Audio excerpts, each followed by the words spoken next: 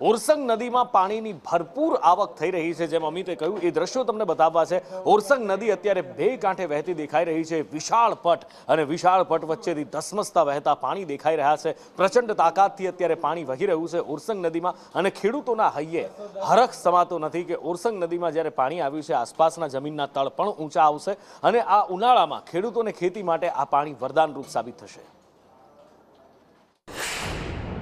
છોટાઉદેપુર જિલ્લાના ઉપરવાસમાં પડેલા ભારે વરસાદને કારણે સંખેડા બાદરપુર વચ્ચેથી પસાર થતી ઓરસંગ નદી સિઝનમાં પહેલી વખત બે કાંઠે થઈ છે। અત્યારના તસવીરમાં જે દ્રશ્ય જુઓ છો એ ઓરસંગ નદીના દ્રશ્ય છે। સંખેડા અને બાદરપુર વચ્ચેથી પસાર થતી આ ઓરસંગ નદી સિઝનમાં પહેલી વખત બે કાંઠે થઈ છે। આમ તો ભૂતકાળમાં અહીંયા ચોમાસા દરમિયાન પાણી તો આવ્યું છે, પરંતુ અત્યારના જે પાણી આવ્યું છે એ પાણી અગાઉ આવેલા પાણી કરતાં ઘણું વધારે છે। આ જે નદી છે એ નદી ચાણોદ પાસે નર્મદા નદીમાં એનો સંગમ થાય છે।